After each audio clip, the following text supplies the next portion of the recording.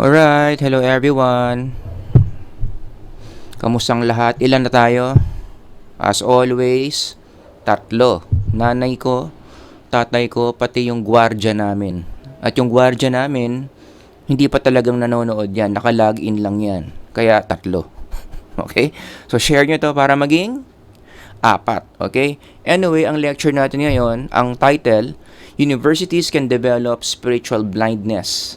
Hindi ko pa alam saan to ilalagay, but I have a strong feeling na sa tingin ko, under ito ng cognitive psychology, kasi yung i-discuss ko dito, it's about how students learn in colleges and universities.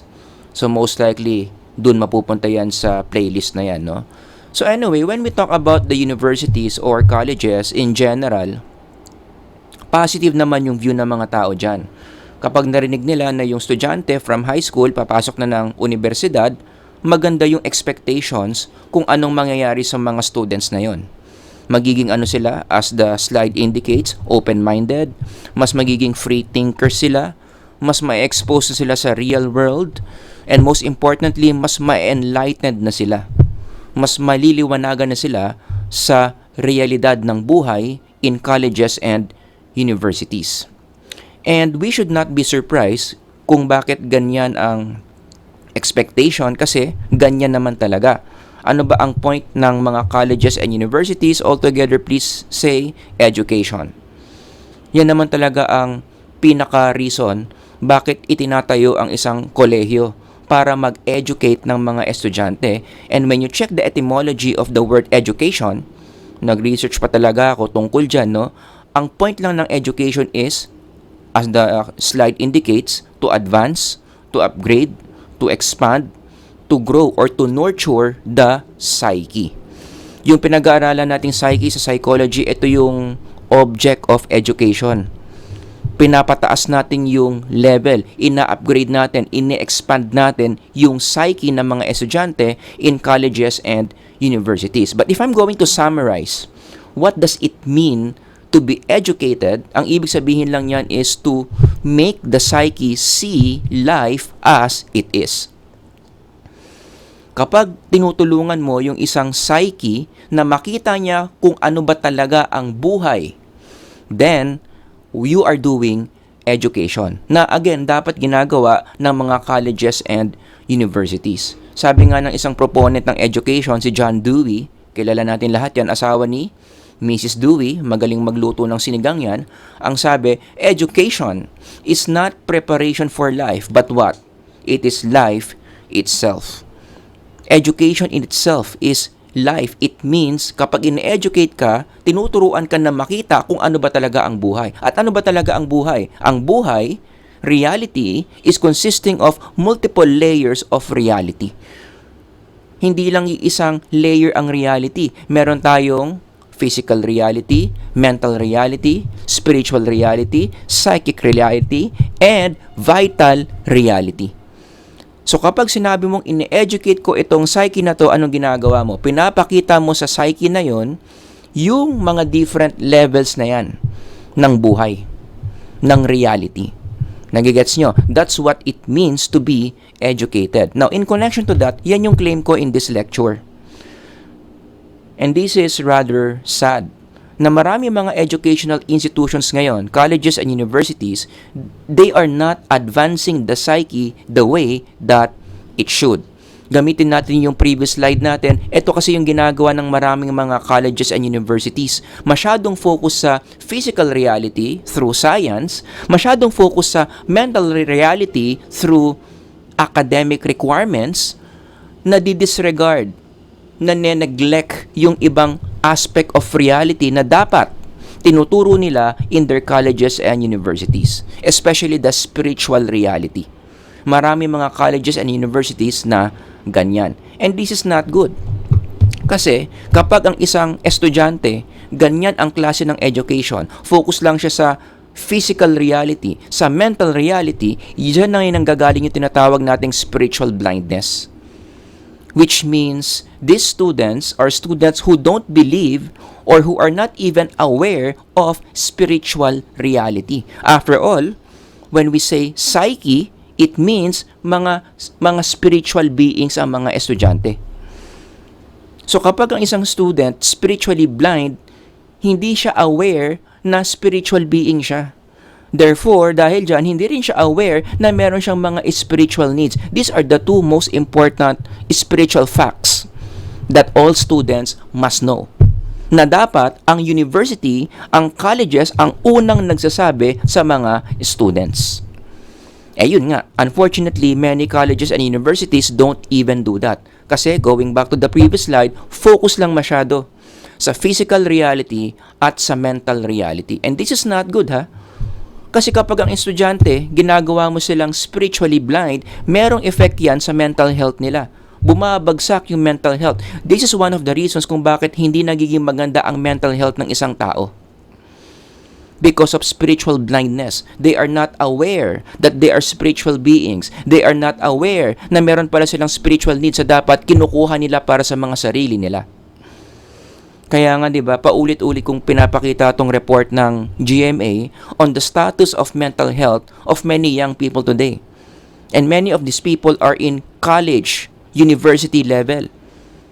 If you're gonna ask me, in my professional opinion, bakit ganyan yung nakikita nating mga reports about the mental health status of many young people today? I would have to say, spiritual blindness. Maraming mga kabataan ngayon in the college level, university level, spiritually blind. And it is taking a toll, nasisira yung mental health nila because of this spiritual blindness. Nakataas na naman yung kilay ng mga researchers dito. Meron bang evidence yan? Meron. You can read this article if you like, i-zoom in natin, wherein, ang sinasabi lang ng article dito, kapag mababa ang spirituality mo, you have poor levels of spirituality, you are not aware that you are a spiritual being, most likely it leads to having low psychological well-being. At isang expression yan, pumapangit, bumabagsak ang mental health ng tao. Okay, so if you want the details on this, you can just read this article. Now, before I dig deeper, disclaimer lang. Wala akong pinaparinggan na college or university dito, hindi natin gawain yan. So, ganito na lang, no? I'll teach you how to take this lecture. If you are seeing the qualities na i-discuss ko dito sa colleges and universities na nandun kayo, sana magsilbing wake-up call na lang tong lecture na to. Pero kung yung college or university mo, hindi naman pinapakita yung mga i-discuss ko, then hindi kayo yung sinasabi ko dito. But it's good to know na ganito pala mag-develop ng spiritual blindness ang mga educational institutions. Alright? So let me just discuss very quickly the 3 practices that blind student psyche in colleges and universities. Unang-una, may mga colleges and universities kasi nagpa-practice ng spiritual blackout. Everybody says spiritual blackout. Ibig sabihin yan, pinagbabawalan kahit na in the unwritten level, hindi naman directly sinasabi, pero in practice, pinagbabawalan, dinidiscourage yung mag-usap ng mga bagay-bagay tungkol sa spiritual reality. Realities such as God, spirits, miracles, angels, heaven, hell, creation, encounters, and most importantly, Jesus and the Bible. Marami mga colleges and universities ganyan. Kino-consider nilang corny, kino-consider nilang tabu na i-discuss mo yung mga ideas na yan in their educational institution.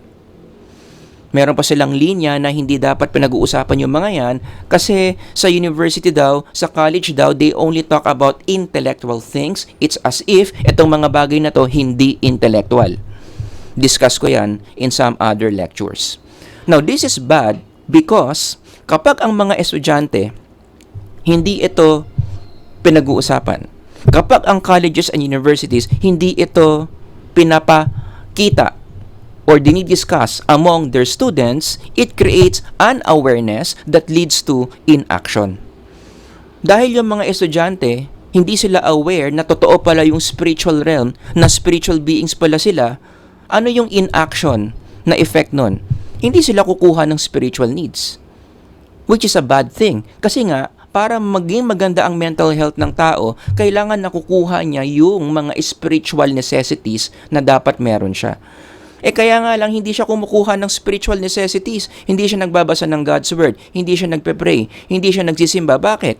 Hindi nga siya naniniwala sa spiritual world. Bakit hindi siya naniniwala sa spiritual world? Hindi naman kasi parte ng awareness niya yung spiritual world, especially kapag nandun siya sa loob ng college and university niya na nagpa-practice ng spiritual blackout. Nakikita niyo yung connect. How spiritual blackout, how universities, colleges can contribute to poor well-being of their students by practicing spiritual blackout. Nagigets ninyo?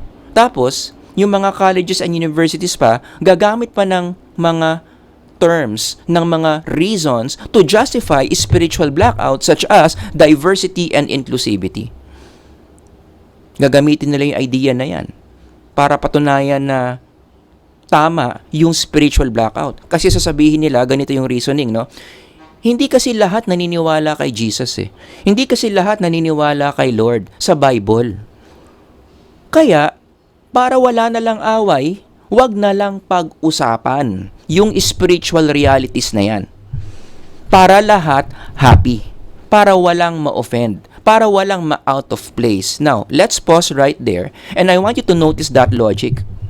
Kapag practice mo yung spiritual blackout para walang ma-out of place, my question is, hindi ba by practicing that, yung grupo naman na naniniwala sa spiritual realm, sila naman yung ma-out of place, and that is unfair.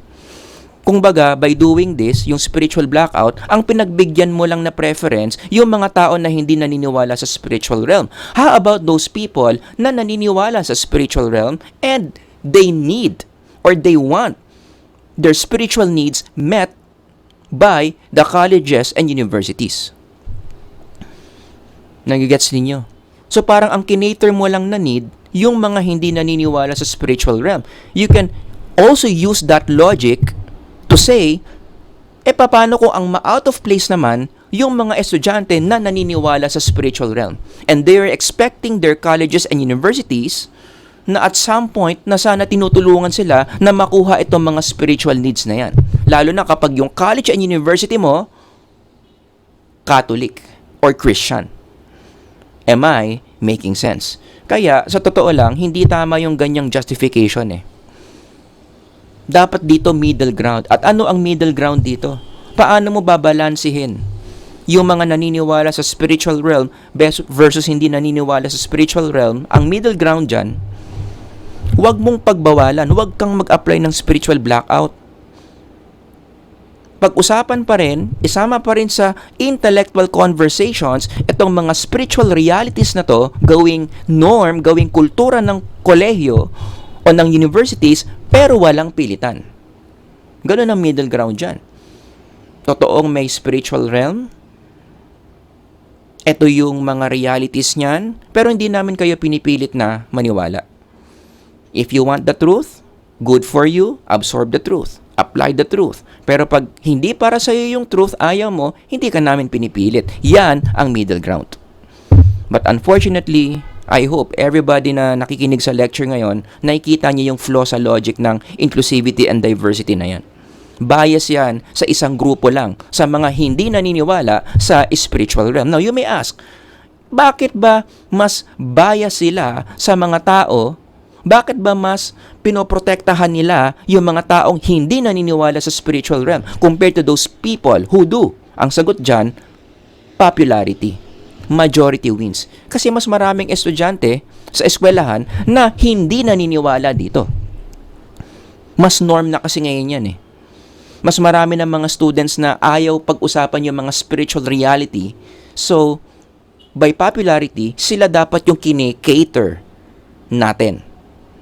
Yan yung logic ng maraming mga colleges and universities which I strongly disagree. I find that very unfair. Nagigets ninyo? Number 2, marami mga colleges and universities develop spiritual blindness among their students because they are practicing scientism. Especially among colleges and universities na malakas sa science courses.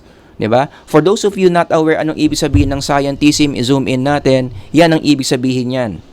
Pause the video if you need to, but if I'm going to summarize it in my own language, scientism means hindi ka naniniwala sa isang bagay na hindi pinapatunayan ng science na totoo. So kapag nag-a-apply ka ng scientism sa buhay mo, lahat ng pinaniniwalaan mo bago ka maniwala dyan, dapat sinusuportahan muna ng scientific method. Dapat may data. Kapag may truth claim ka, maniniwala lang ako dyan kapag nakita ko yung data. Kapag pinatunayan ng scientific method na totoo nga yung sinasabi mong truth claim, dyan lang ako maniniwala. Something only becomes true if proven by the scientific method. Where's the data? Where's the statistics? Nasaan ang p-value niyan? Ano mang experiment na ginamit dyan? If I see the data, science proves it, I believe. Pero kapag ang isang truth claim hindi nagdaan sa scientific method, walang data to prove that it's true, then maniniwala ka na yung truth claim na yan hindi totoo. You are all about the science. You just want facts. You just want data from science to define your reality. Now, at some point, sa unang kinig, parang hindi naman mali yun. Parang maganda pa nga yun kasi ibig sabihin yan, maingat ka sa mga pinaniniwalaan mo because you always require scientific evidence. Pero, let me just show to you the loophole in that kind of thinking. Ang problema sa thinking na yan kasi, the spiritual reality, which is so true, science cannot see. Hindi kayang maabot ng scientific method yung mga bagay na spiritual, pero yung mga bagay na spiritual na yon na hindi kayang maabot ng science, totoo. Nagigets ninyo? Such as, etong mga pinakita ko, God, spirits, miracles, angels, heaven, hell. Oh, Jesus, His words in the Bible, all of these are true. Pero hindi mo pwedeng gamitin yung science para patunayan na itong mga bagay na to are true. Kasi magkaiba ng realm yung pinag-uusapan dito. This is spiritual realm. Science can only study the physical realm. Aralin niyo yung history ng science.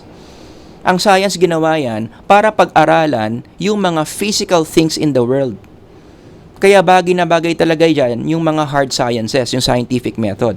Physics, chemistry, botany, zoology, biology. Kaya kapag yan yung mga majors mo sa college, meron kang laboratory classes. Sa laboratory classes, meron kang mga equipments doon na ginagamit mo para magawa mo yung scientific method. It's so easy to do that. Bakit? Physical yung pinag-aaralan mo eh. Ang scientific method, ginawa talaga yan for the physical sciences, not to study spiritual reality. Unfortunately, many people are doing that right now. Gumagamit sila ng scientific method in studying the spiritual reality, which is just so wrong. Ang analogy ko dyan, if you're like that, no? Parang ganito. Ayusin ko lang yung slide dito, Parang ganito. If you can see here in the picture, totoo naman talaga na ganyan kaganda yung ilalim ng dagat. For those of you na mahilig sa dagat dyan, wait lang. Itong reality na to. 'Di ba? Meron talagang mga ganyang isda. Ganyan talaga kaganda yung underwater world. May mga corals, very colorful, napaka-diverse ng mga buhay dyan. Pero, kapag ang gamit mo lang tabo, alam niyo yung tabo, yung ginagamit sa CR, sa pag-aaral ng ocean, hindi marireveal sa'yo yung kagandahan ng ilalim ng dagat. Imagine niyo, meron tayong fictional scientist at pinag-aaralan niya dagat. Pero ang gamit lang niya tabo. Andun lang siya sa tabing dagat nag-aaral. Gamit yung tabo niya. So, nung pinakitaan mo siya ng ganyang picture, tapos sinabi mo sa kanya, alam mo, sa ilalim ng dagat yan. Yung pinag-aaralan mong dagat ngayon, sa ilalim niyan, merong ganitong kagandang world. Ano sasabihin ng scientist na may hawak-hawak na tabo? Pagtatawanan ka. Haha, kalokohan. Hindi totoo yan mga corals na yan. Hindi totoo na may mga isda ganyan na ang kulay. Tanungin mo siya bakit. Bakit mo nasabing hindi totoo yung sinasabi ko? Anong sasabihin niya? Kasi, 1,000 times na akong kuha ng tubig Diyan sa tabing dagat, dito, gamit yung tabo ko, wala naman ako nakitang ganyan. Ang nakita ko lang maliliit na bato, buhangin, tae ng aso, tansan ng beer. Yan lang yung nakita ko. So dyan lang ako maniniwala. Hanggat walang data, hanggat walang patunay itong tabo ko na totoo ito, ay, kalokohan yung sinasabi mo. Nagigets nyo? For you to see the beauty of the underwater world such as this, you need more than just the tabo. Ang kailangan mo, more sophisticated method. Kailangan mo ng high-tech na telescope. Kailangan mo ng submarine. Kailangan mo ng mga diving gears for you to see the beauty of the underwater world. Hindi lang tabo. Ganun din sa science. Kumbaga ang science, tabo lang yan eh. Hindi mo pwedeng i-conclude na hindi totoo yung spiritual reality kapag yung tool mo, which is the scientific method, is so simple to capture spiritual complexities / spiritual realities. Unfortunately, marami mga colleges and universities ngayon ang tinuturo the tabo is enough to define reality. And many young people, many young students believe that. Kaya ang nagiging epekto niyan, mga estudyante na nerd sa science, don't get me wrong, I have nothing against science. I have nothing against being a nerd in science. But just see the kind of reality that you reject by believing scientism. Ang galing mo sa science, ang tataas ng grades mo, ang gaganda ng ang gagaling mo magbigay ng mga academic requirements, cum laude ka, summa cum laude ka, wow! But you are spiritually blind, and many students are like that today. Ang galing sa academics, ang galing sa science, pero spiritually lagpak. And it's taking a toll in their mental health. As again, supported in this article. Basahin nyo na lang on your own. And last one, number 3. Many colleges and universities today, they practice liberal thinking. Liberal thinking is a way of teaching. Paraan kung paano daw dapat turuan ang mga college students. Isa sa mga idols ng mga teachers na supportive sa liberal thinking, etong si Margaret Mead. This is where it all started eh. Ang sabi niya ba naman niya, i-zoom in natin, no? Sabi ni Margaret Mead, meron siyang quotable quote, "Children must be taught how to think, not what to think." And in the language of colleges and universities, maraming label ang ginamit to describe that way of teaching. Huwag mong diktahan yung bata kung ano yung dapat niyang isipin. Turuan mo siya kung dapat paano siya mag-isip. Yun lang daw dapat yung pinoproblema. Okay? Ano yung mga labels na ginamit for that way of teaching? Critical thinking, transformative learning, independent learning, non-directive approach, self-paced learning. Hindi ko lang nalagay dyan, learner-centered approach. Have you heard of these labels? Yan yung common denominator sa mga teaching style na yan. Huwag mong problemahin kung anong iniisip ng estudyante. Ang problemahin mo, yung proseso ng pag-iisip niya. Teach them how to think. Now again, sa unang kinig, parang maganda. Parang okay yun. Kaya nga sabi ko, marami mga teachers magi-standing ovation dyan. Ganyan dapat. Yan ang college teaching. Hindi tayo nagdidikta ng reality. Sila ang magdedetermine ng reality nila through the way they think. May isa pa nga akong narinig na college teacher eh. Nag-lecture siya, hindi ko na lang sasabihin kung sino, no? Nag-lecture siya, yan yung pinagmamayabang niya, ganyan daw siya magturo. Sabi pa niya, oh, I don't care whether my student's answer is right or wrong. Ano raw mahalaga sa kanya? What I care about is how they think. Again, marami magi-standing ovation dyan. Ang galing naman ng teacher na to. Grabe. Yan ang college teacher. I beg to disagree. Hindi maganda yung ganitong teaching strategy. Let me justify why. It has something to do with the nature of the learner. Yung mga estudyante kasi na pumapasok sa universities and colleges, ano ba yung nature ng mga yan? Do they have good nature? Can you really trust them to think the right way so they believe in the right things? Ang sagot, hindi. Anong sabi ni Jeremiah dyan? Ano ba ang nature ng tao? Ano ang nature ng learner? Sabi niya, the heart is deceitful above all things. When you say heart in the Bible, it refers to things inside. Kasama na dyan yung the way we think. We are by nature corrupt. We have a sinful nature. Kaya by nature, yung process of thinking natin, hindi maganda, sinful, deceitful, most likely, mali. Si Jesus in the New Testament, mas nag-specify pa niyan. Si Jeremiah dito, general lang eh. Oh, the heart is deceitful. Si Jesus, gaano ka deceitful? Tanungin mo, Jesus, ano ba yung nature ng isang tao, ng isang learner? Ano ba yung nasa loob ng isang learner? Anong sagot niya? Oh my goodness. Magagalit dito ang mga naniniwala sa humanistic psychology. Ang sabi ni Jesus, it is what comes from inside that defiles you. So meron palang something sa loob natin na marumi. Hindi pwedeng pagkatiwalaan. For from within, Jesus continues, out of a person's heart. Remember that word heart? Saan ang galing yan? Ayan o, yung sinasabi ni Jeremiah, heart. So mas in-specify ni Jesus dito, ano yung heart? Ito na, come, evil thoughts, sexual immorality, theft, murder, adultery, greed, wickedness, deceit, lustful desires, envy, slander, pride, and foolishness. Na ubos yung hininga ko doon sa pagbabasa ng mga bad things coming from the heart of the learner. Hindi maganda yung inside ng learner. So I guess you can see why we should question that way of thinking or that way of teaching students na hindi mo papakialaman yung iniisip nila, hahayaan mo lang sila mag-isip the way that they want to. Oh my goodness. This is a very dangerous idea given the nature of the human learner. Pero ito, ang pinaka-reason ko, ang pinaka nagbibigay sa akin ng confidence kung bakit mali yung ganyang liberal thinking approach in teaching students.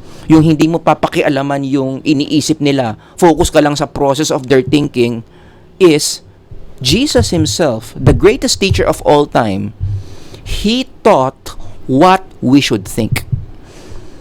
I could boldly say na si Jesus, hindi siya naniniwala dito sa liberal thinking na to, na wag mong pakialaman yung iniisip ng mga estudyante. Ang focus mo lang paano sila mag-isip. Oh my goodness. He does not believe that. All throughout God's Word, when Jesus teaches, He cares about what people think. He was very prescriptive. Maraming beses sa Bible, dinikta ni Jesus kung ano ang dapat mong paniwalaan. For example, itong very popular na, you have heard that it was said. Yan yung Old Testament teachings ng mga Jews. Nakausap niya dito, love your neighbor and hate your enemy. Yan yung tinuturo sa mga Jews noon eh. Mahalin mo yung kapwa mo, i-hate mo yung mga kaaway mo. Pero anong sabi ni Jesus? Everybody read. But I tell you. Everybody say that. But I tell you. So nagpiprescribe si Jesus dito. Kung magpapaka-transformative learning si Jesus dito, learner-centered approach, at ganito dapat ang tono niya, no? You have heard that it was said, love your neighbor and hate your enemy. What do you think about that idea? Do you think that's true? Do you think that's false? Actually, what you think about this does not really matter. What matters is how you think about this. Oh my goodness, hindi ganyan si Jesus. Derechahan. Ano sinabi niya? Mali iyang ganyang katuruan. And then, He prescribes kung ano yung tama. Let's continue. But I tell you, love your enemies and pray for those who persecute you, that you may be children of your Father in heaven. Tinuro niya yung tamang paniniwala. Ito yung paniwalaan nyo. Yung lumang paniniwala, mali yan. Hindi yan transformative learning. Hindi yan learner-centered approach. And Jesus did that anyway kasi yun yung tamang teaching. Sabi pa niya in another passage, a new commandment I give you, love one another as I have loved you, so you also must love one another. Hindi na naman transformative learning yan. Hindi na naman yan learner-centered. Hindi na naman yan, ano yung mga labels natin? Hindi na naman yan independent learning. Anong magiging tono ni Jesus kung independent learning siya? A new commandment I give you, love one another. But before you do this, what do you think? Do you think it's good to love one another? What are the advantages and disadvantages of loving one another? Was Jesus like that? No. Because Jesus knew this is right. He prescribed what is right. Yan ang education. Ituro mo sa mga estudyante kung ano yung tama. I-expose mo ano yung mali, and don't be scared to label teachings that are wrong, and be confident on teachings that are right. Yung John 14:5, the same principle. May tinanong etong si Thomas. Tanong ng tanong to si Thomas kaya nga siya tinawag na Doubting Thomas. Ang sabi niya, Lord, we do not know where you are going, so how can we know the way? Nagpapaalam na kasi si Jesus dito. May pupuntahan daw siya where disciples cannot go. So si Thomas, yun yung tinanong, how can we know? How can we know the way? Para mapuntahan ka namin. Anong tono ni Jesus kung ita-transformative learning niya si Thomas? Kung independent learning niya? Kung ili-liberal thinking niya? Anong magiging tono ni Jesus dyan? What do you think is the way, Thomas? Tell me. How about you, Peter? What do you think is the way? Hindi ganun. Diretsahan. Anong tanong niya, Thomas? What is the way? Anong sagot ni Jesus? The popular John 14:6. I am the way, the truth, and the life. No one comes to the Father but through me. Diretsahang sagot. Prescriptive teaching. That's the way. Ituro mo sa mga estudyante yung tama. Yan dapat muna yung priority before you talk about the process, how they think. So I hope you realize, how dangerous this teaching methodology is. Yung hinahayaan mo yung mga learners for them to think on their own. Huwag mong sabihin sa kanila kung anong tama at mali. Just let them think. Just let them think critically. Ang danger dyan, when you let them do that, when you leave them on their own to think critically, most likely, they're gonna end up having wrong conclusions. Because of the sinful nature that they are inside. Kaya nga, mas nag-make sense ulit sa akin yung Proverbs 14:12 ni Solomon Sabi niya, there is a way that seems right to a man, but in the end is the way of death. Tuwing ginagamit ko tong verse na to, most likely, i-connect ko to sa conformity. Why is something so wrong becomes seems right? Laging sagot dyan, because it's popular. Many people are doing it. So kahit na mali yung pagnanakaw, dahil 1,000 empleyado yung nagnanakaw, nagiging tama siya. Tama naman yung ganong interpretation nito. But there's another layer into this, which is what? Why is it that something so wrong becomes so right? Anong sagot? Because of the evil nature that we have. Diyan mo ngayon i-connect yung sinabi ni Jeremiah. Ang isang bagay na mali, nagiging tama. Bakit? Nature ng thinking process natin yun Our psyche is always in constant rebellion against God. So we retranslate. Ginagawa nating tama ang mali, ginagawa nating mali ang tama. Nagigets ninyo? Ngayon, ano ang application dito sa liberal thinking na to? Ganito dapat ang mangyari. 'Di ba? Ito yung nangyayari. Corrupt way of thinking leads to wrong conclusions. Kaya maraming estudyante, ito yung conclusion, akala nila tama ito There's no need for God, money is the way, self-love is the priority, and their teachers would not correct this. Bakit? Kasi nadya-justify naman ng estudyante ko kung bakit siya naniniwala dyan Yan ang mahalaga para sa akin. Oh my goodness, that is a very dangerous way of teaching. May mga ganyang teachers. Hindi nila papakialaman kung yung paniniwala ng estudyante tama o mali. Basta lang daw ma-justify ng estudyante kung bakit siya naniniwala doon, basta lang daw masuportahan ng estudyante yung paniniwala niya ng data, okay na raw yung teacher doon. Mali. You are doing disservice to these students. Ito ang tamang way. And I'm being prescriptive about this because I know this is the right way. Dapat ang starting point dyan, turuan mo yung estudyante kung ano ang tama. Prescriptive talaga, like what Jesus did. These are the right things that you need to believe in. Yan yung starting point. And then from there, magiging tama yung proseso ng thinking niya. Ipakita mo yung spiritual reality na may Diyos. Ipakita mo yung spiritual reality na spiritual being ang estudyante. Ipakita mo yung spiritual reality na yung estudyante may mga spiritual needs. Kulit-kulitin mo, ulit-ulitin mo yan sa isang mga estudyante, and then in the process, maya-maya, tama na yung process of thinking yan. Because you have started here. You teach them what to think. Baliktad na baliktad sa many colleges and universities. 'Di ba? Even Solomon believes that approach. Kaya nga sabi niya, train up a child in the way he should go. Hindi ka muna magi-independent learning.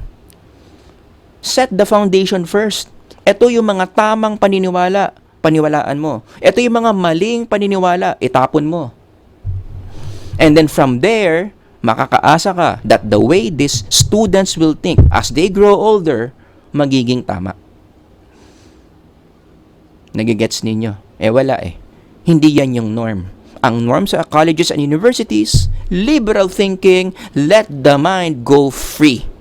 Gusto kong palitan yung word na free. Let the mind go wild. Oh my goodness.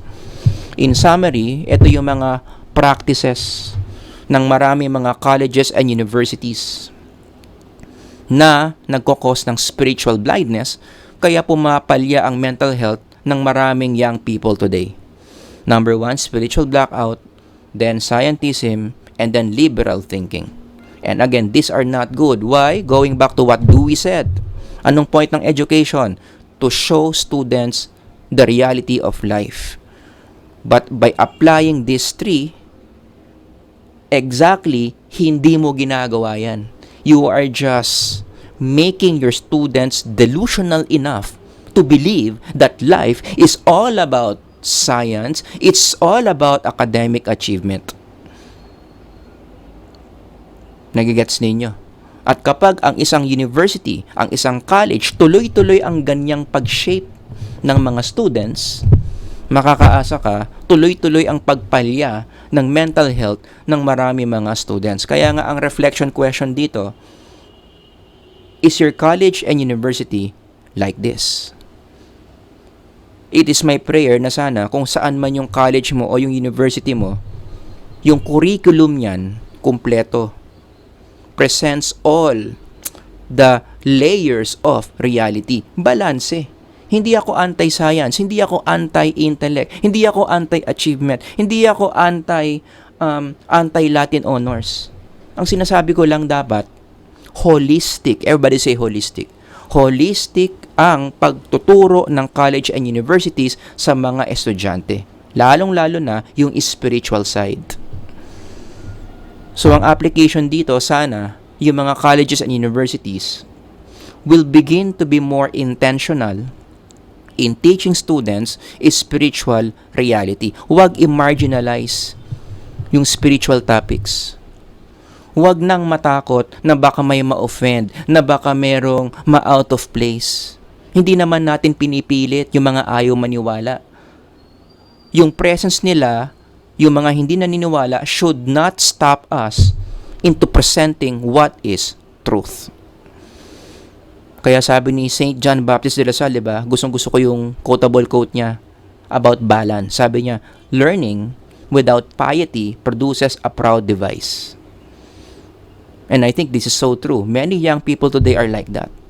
They are all about learning intellectually, nothing about their spiritual realities. Lumalaking mayabang.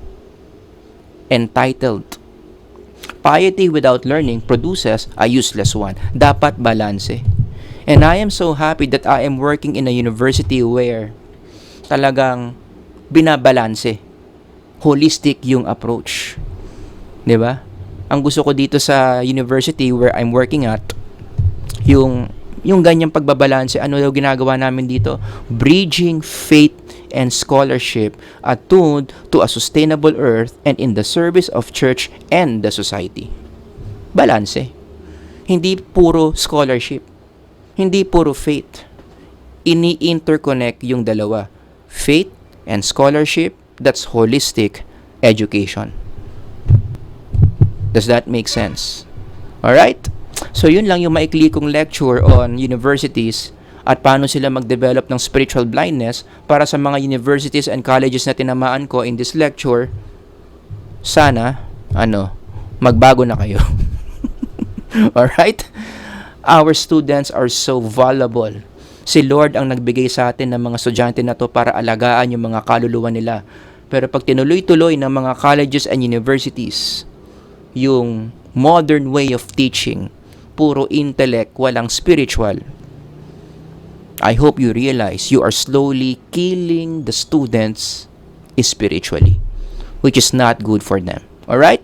Sir Howard here. Until the next lecture, God bless everyone. Ingat kayong lahat. Bye-bye.